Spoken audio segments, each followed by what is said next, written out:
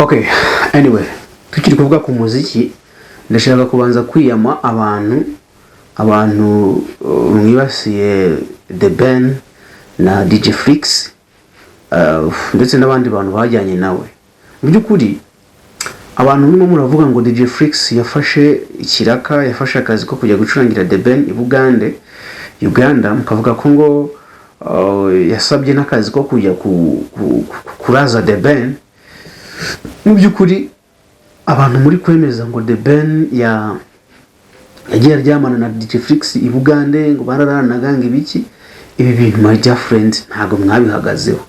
Ibintu byo kuza hanga mushaka ama views ntago ari byiza kuza gufata umuntu muri gende nka The Ben ukamusebya ngo yaryamanye. Nje mvuga ibyo nabonye, nk'ubwo nyine navuze ku bintu byo kuba The Ben yarafashe yarakoze ku mabere y'umukobwa i Bugande. Ibi ni ibintu bigaragara kuri video, ariko wijya guhimba ibintu uza kuvuga ngo The Ben ngo yaryamanye na ngo yaryamanye na DJ Flix. Ibintu ntabwo wabibonye, ntabwo byabaye harurutse ibintu by'amagambo. Bikumvikana neza. Abantu bitwa ba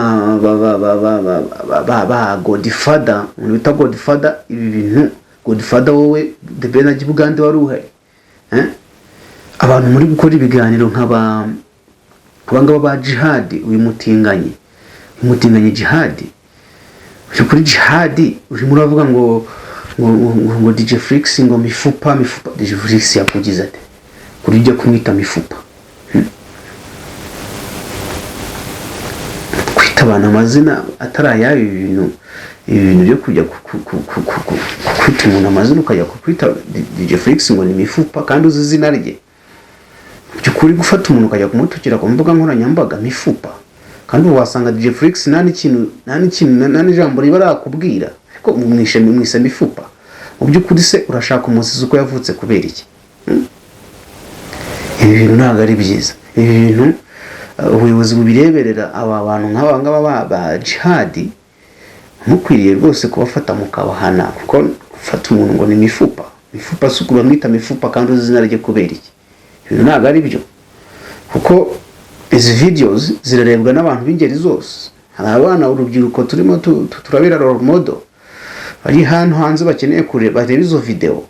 Nibabona ko izo video uri kwita umuntu ngo ni mifupa, hazumva ko gutukana kubwira umuntu amagambo yiboneye ari akantu toto, sibyo? Abantu nk'aba Jihad rero genda bivuze ni success kuri Universal Media TV Rwanda. Abantu ba Jihad mwita abana amazina, vuga ikintu cyabaye ariko ureke kujya kwita umuntu amazina, sibyo? Kuko namwe muhare mafuti menshi mukora, abantu batazanga ngo bakuhindurira izina. Niba witwa Jihad witwa Jihad, bikumvikana. DJ Flix tumuzi nka DJ Flix, vuga DJ Flix ureke kumwita mifupa, sibyo? Kuko ni umuntu tuzi ko abantu babyibushye n'abananutse, sibyo? Kuki ufata DJ Flix ukamuvuga ngo ni mifupa katari byo zina rye bamwita mifupa kubera iki, sibyo? Ngubu DJ Flix ahise ajya muri RIB akavuga ko wowe Jihad wamututse, wamuharabitse, wamwise amazina ataraye. Ibi bintu ntekereza ko wabihanirwa, sinzi niba ari itegeko rya n'ibyo bintu, sibyo? Ariko kwita umuntu amazina ataraye ukajya kumuhimba amazina utamuhimba atihise, ibintu ntabwo ari byo ubuyobozi bwakaye kuba bubireberera, sibyo? Umuntu amazina ngo ni mifupa, ntabwo ari izina rye. Tumuzi nka DJ Flix. Byukuri Jihad, Godfather n'abandi mwese murimo kujya kuri channel zanyu mukitereka, mugani abana umuntu kwitereka ngo nakasuku avuga ngo kwitereka kuri Kabyindi. Nize kumva audios Kasuku arimo avugana na DJ Flix, asa nkaho ashaka kumushinja kuryamana na The Ben. DJ Flix amubwira ngo ko numva ushaka kubinshinja, numva asa nkaho ufite ukuri ko twaryamanye, uri murambaza iki ntabwo bakaye kubumbaza kandi n'umufite amakuru, sibyo?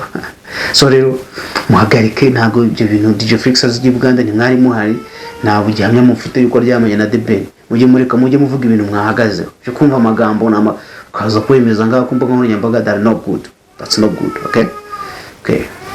Mutakana subscribe kugira ngo tujye twemeza kubana mu biganiro nk'ibi ngibi. Thank you so much, keep watching.